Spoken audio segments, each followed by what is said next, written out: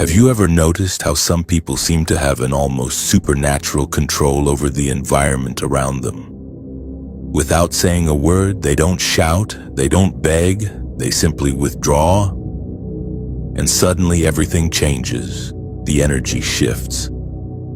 People start to question, to chase after, to feel. Now imagine if you did the same, if you stopped reacting immediately to everything, if you chose silence instead of the automatic response, retreat instead of explosion. What do you think would happen? That's where the point lies. When you stop being always available, emotionally, physically, psychologically, the world around you goes into crisis because people are used to controlling you through your reactions, through your impulses, through your predictability. But the day you choose to withdraw, the game changes, and those who thought they knew, you realize they know absolutely nothing about you.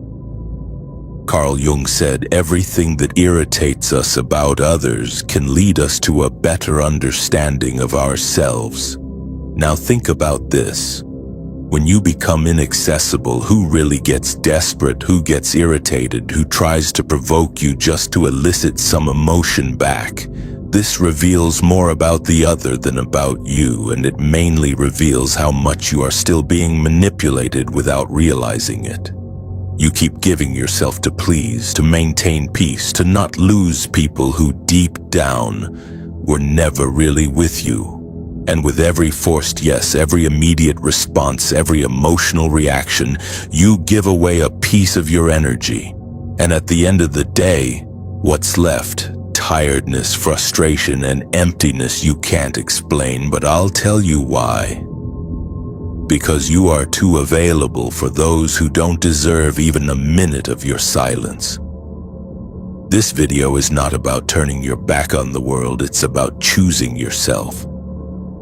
It's about learning what Jung called individuation, the process of becoming whole, authentic, complete. And this process begins when you understand that silence can be stronger than 1,000 arguments. That withdrawal, when it comes from awareness and not from escape, is an act of power. So I ask you now, looking into your eyes, how long will you continue to be controlled by the emotions of others? How long will you react like a puppet every time someone pokes your wound? Maybe it's time to cut those strings, to withdraw, to become a mystery, because when you stop being available, everything changes. You have been taught to always be present, to respond quickly, to please, to say yes even when you wanted to say no. Since childhood, you have been conditioned to believe that your worth lies in how available you are to others. But here's a truth that perhaps no one has told you with this clarity. This excessive availability is not a virtue, it is a prison. And as long as you continue to think that you need to be accessible all the time, emotionally or otherwise, you will be manipulated, drained, and forgotten as soon as you are no longer useful. Do you know why? Because being always available makes you seem predictable, and everything that is predictable becomes a tool. People start to use you as an emotional emergency button. They press it when they want attention, relief, validation, and then put you back on the shelf. But you don't realize this because you are trapped in an illusion that being present for everyone will make someone be present for you. But it doesn't work that way. Carl Jung spoke about the persona, this mask we wear to be accepted, loved, recognized, and it is exactly this mask that keeps you overly available. You say it's okay when you are suffocating. You respond to messages immediately, even when you are exhausted. You explain yourself, justify yourself, defend yourself, as if you owe something to the world. But the truth is that the more you place yourself at the center of others' stage, the more you disappear from your own. Being available all the time is a subtle form of self-abandonment. It is a disguised way of seeking approval, avoiding rejection, trying to control the image others have of you. But this control comes at a price, and the price is your peace. It is your vital energy being distributed as if it were infinite, when in fact it is limited, very limited. People who want you available all the time, in fact, do not want you. They want what? You provide validation, company, distraction, emotional comfort, but when you change, when you set a boundary, when you refuse to react, those same people get irritated, accuse you, say you are weird. It's not because you changed, it's because you stopped being functional for them. And here's the cruelest point: the more available you are, the less value others give you, because what is too abundant becomes emotional rag. No one respects what they don't have to earn. No one values what is always there. So now stop and think who truly deserves your time. Who deserves your attention, your presence, your listening, or better yet, who deserves your absence? But before answering that, we need to understand one essential thing. Why do we react so much? Why do we give in so easily? What is behind this almost automatic desire to respond, justify, and please? The answer lies in what Carl Jung called psychic energy, and that is what we will talk about in the next part, because your energy is all you have, and if you don't learn to protect it, someone will use it against you. If this content is making sense to you, click the subscribe button and subscribe to the channel. Thank you for your support. Carl Jung did not see the human psyche as an automatic machine that reacts to stimuli without consequences. For him, our mind is like an energy system, and every thought, emotion, and action consumes a part of that energy. The question is, are you choosing where your energy goes, or are you letting the world decide for you? Every time you react impulsively, you are wasting psychic energy when you defend yourself against a criticism that didn't even deserve attention. When you respond to a provocation just to prove you are right. When you engage in useless discussions, when you try to please those who do not value you, you are spending your inner strength on what does not nourish you. And Jung was clear: that which you resist persists. The more you react, the more you bind yourself. People who live emotionally drained are not weak. They are misdirected. And do you know what happens to someone who lives exhausted? They become vulnerable. And when you are vulnerable, you become easy prey, manipulative, opportunistic, and emotionally needy. People can sense this. They notice that you do not know how to guard your energy, that you react to everything, that you're always trying to solve the world, and they take advantage of it. Jung said that a healthy psyche is one that knows how to keep energy within the system. This means knowing how to say no without guilt, knowing how to remain silent without feeling cowardly, knowing how to observe before acting. Because true power is not in reacting, it is in choosing when and how to act. And this is only possible when you know yourself well enough to recognize your own impulses. How many times have you lost sleep over an unresolved conversation? How many times have you spent hours ruminating on what you should have said, or trying to understand why someone treated you poorly? This is energy being drained without return. You are keeping alive ghosts that should have died long ago, and feeding dynamics that only exist because you insist on responding. Psychic energy is like a force field. When well guarded, it creates presence. You enter a room and command respect without saying a word. But when poorly managed, you become invisible, reactive, fragile, and the world has no mercy for those who give in easily. Therefore, start observing your own triggers. What makes you react automatically? What makes you lose your center? These are the exact points where your energy escapes, and that is where you need to work. Not to become cold or indifferent, but to be selective, to be sovereign over yourself. And here comes one of Jung's greatest revelations. When you conserve your energy, you break the projections that others place upon you. And that bothers a lot because now we are entering a dark territory, that of silent manipulation. In the next part, we will explore how opportunistic people feed off your energy and why your unavailability completely disarms these games.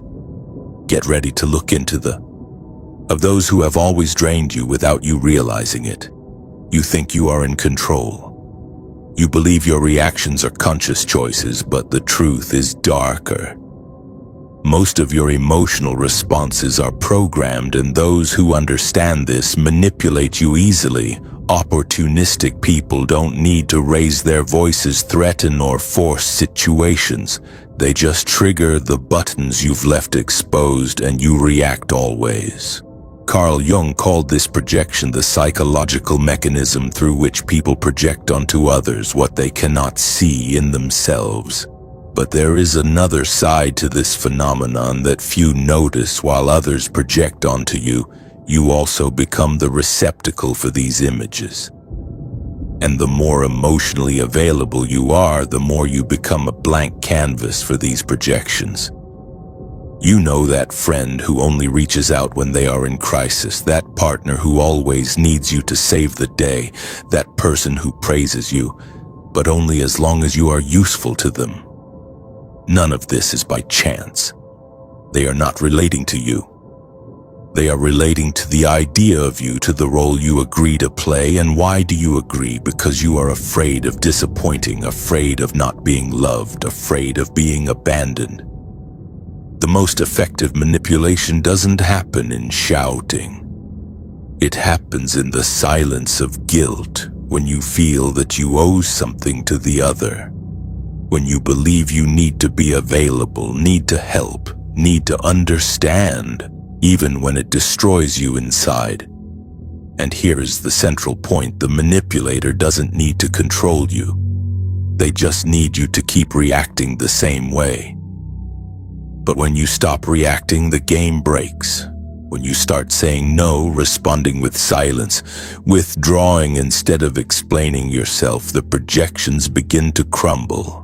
The mask they put on you falls, and this leaves people unsettled because they no longer know who you are, and worse, now they are forced to look at themselves, and not everyone is prepared for that. Your unavailability is a threat, because it forces others to confront their own emptiness. The silence you offer reveals the internal noise they don't want to hear. And then comes the attack, the criticism, the emotional drama, not because you are wrong, but because you stopped serving as a convenient mirror. Jung said, "We do not become enlightened by imagining figures of light, but by making the darkness conscious." When you withdraw, when you stop feeding the cycle, the other's shadow begins to emerge, and this is unbearable for those who have always used you as an escape. But what about you? Are you ready to deal with the discomfort of being misunderstood, rejected, or even attacked for protecting yourself? Are you ready to endure the silence that comes after the rupture? Because it is precisely in that silence that a new kind of power is born. And that is what we will talk about now. In the next part, you will understand why silence can be the most devastating weapon of the human psyche, and how it completely changes the dynamic between you and the world. The modern world is noisy. Everyone wants to be heard, wants to respond quickly, wants to win pointless debates and prove their point, even if it costs them their own peace. But there is a power that few know and even fewer master, the power of silence. Not the silence of passivity or cowardice, but conscious, strategic, brutally lucid silence, the kind of silence that is not absence, but amplified presence. Carl Jung saw silence not as a void, but as a fertile ground for inner transformation.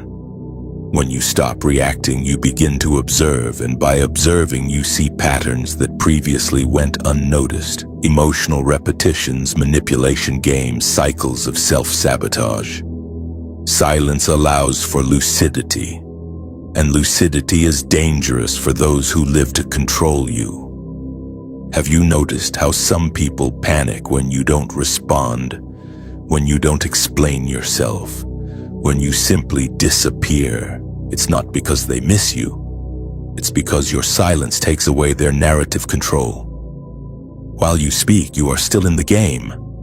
But when you are silent, you change the rules, and that unbalances anyone who thrives on your reaction.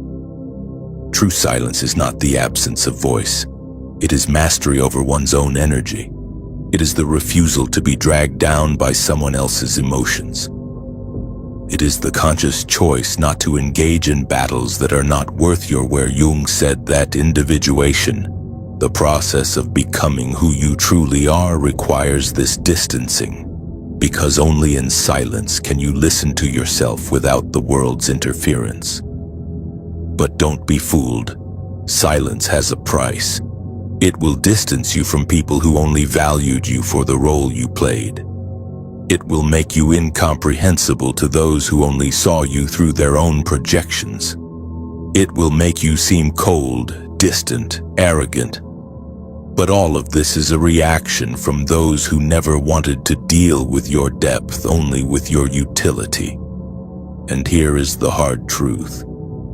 The more you mature, the more selective you become with your words, because you understand that each sentence is an energetic investment, and not everyone deserves access to your truth. Sometimes silence is not retreat, it is sovereignty.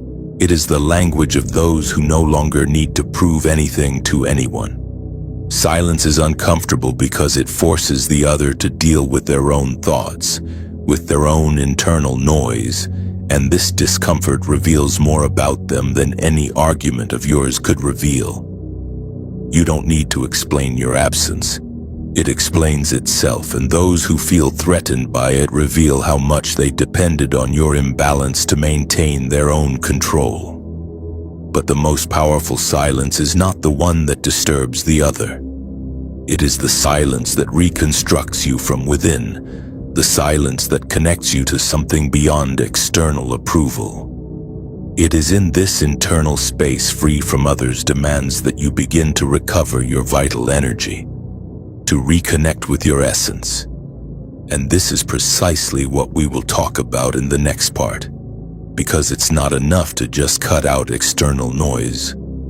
You need to relearn how to use your energy consciously, to choose where it goes, where it stays, and most importantly, where it should never be wasted. It's time to learn to be selective with your own soul. If you're in the process of reclaiming your energy and setting boundaries, you'll find real value in my book, Beyond the Shadow. It breaks down Jung's most important ideas and gives you tools to protect your energy, set boundaries, and reconnect with your true self. Link is in the pinned comment. It's no use understanding all of this intellectually if in practice you continue saying yes when you mean no, responding to messages that bother you, participating in empty conversations, and maintaining relationships that only exist out of inertia. Awareness without action is just another form of self-deception. True transformation begins when you firmly decide to become selective, and this requires emotional discipline. Conscious unavailability is not about being cold, arrogant, or indifferent. It's about no longer being accessible to anyone at any time for any reason.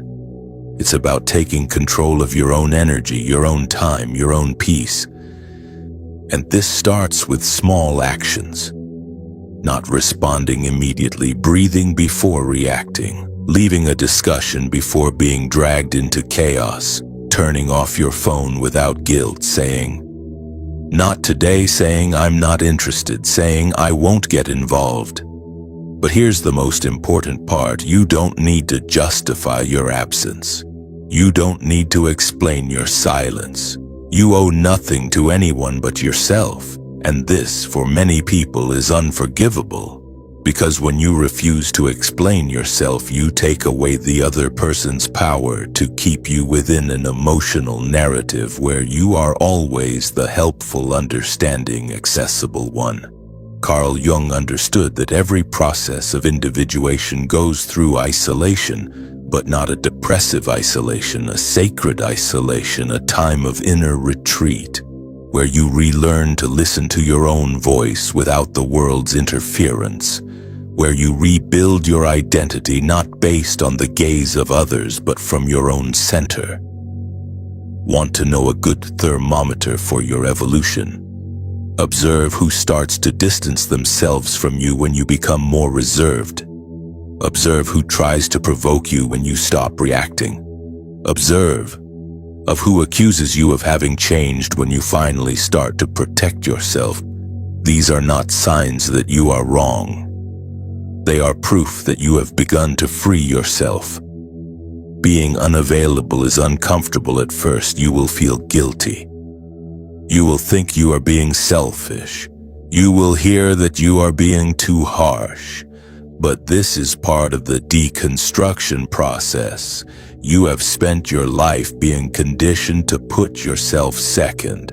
It's natural that change causes discomfort, not only in you, but in everyone who benefited from your old version. Conscious unavailability is the foundation of self-determination. When you say no to the world, you are saying yes to yourself. When you withdraw from a toxic environment, you are reaffirming that your peace is worth more than any false connection. And when you stop explaining yourself, you begin to be respected, even if it's by few. But not everyone is ready for this type of presence, because your emotional absence will expose wounds they do not want to face. It will reveal how much they depended on your emotional chaos to feel in control. And it is at this moment that the rupture comes. And with the rupture comes the pain, the loneliness, the estrangement, the feeling that you are losing something when in fact you are just freeing yourself. But what happens after that? What comes after the distancing? What is born from the silence? In the last part, we will talk about this, about the rebirth that only happens when you have the courage to be misunderstood, to be alone, and to become whole on your own. It's time to understand why the loneliness of the strong is the path to true freedom. When you stop being available to everyone, something profound begins to happen. First comes the silence, an uncomfortable silence that seems to scream inside you. You wonder if you did the right thing, if you are being too harsh, if you are losing people who liked you. But gradually this silence transforms. It begins to cleanse, to calm, to heal, and then comes solitude, but not the solitude of absence. It is the solitude of total presence, your own. The solitude of the strong, the solitude of one who no longer betrays themselves to keep others close. And in that space where there was once confusion, clarity enters. Where there was once anxiety, peace enters. Where there was once neediness, a new kind of strength enters, the strength of being whole within yourself. Carl Jung said that the process of individuation, becoming who you really are, requires you to distance yourself from the collective, that you disidentify from the mask, that you walk alone for a while. And that is exactly what you are doing. When you decide to become unavailable, you are not fleeing the world, you are returning to yourself. It is at this point that you stop being a reactor and become a creator. You cease to be shaped by circumstances and begin to shape your reality from within. The people who feel uncomfortable with your absence, they reveal that they never wanted you. They wanted the role you played, and now that you no longer fit, they don't know what to do with you, and that is liberating. You will lose people, but you will find yourself. You will distance yourself from places, but you will reconnect with your essence. You will become misunderstood, but finally you will begin to be respected, because when you are no longer available for anything, you become valuable, rare, unforgettable, and don't be fooled. This is a rebirth, a new beginning, the start of a life where you are no longer available for emotional crumbs, for mind games, for voids disguised as affection. Now you only accept what resonates with your peace, with your truth, with your wholeness. And if you have made it this far, it's because a part of you is already ready for this new path. A part of you has already understood that being loved means nothing. If for that you have to abandon yourself, and that true self-love begins when you choose yourself, even if it costs you to be alone for a while. Now tell me in the comments, are you ready to be misunderstood, rejected, or even hated in the name of your inner freedom? Are you willing to pay the price of being you? If this message touched you, if it made sense, write in the comments, "I choose my peace." Let's see how many here are ready for this transition, and don't forget, keep watching the next video. It's important, much more than you imagine. See you there.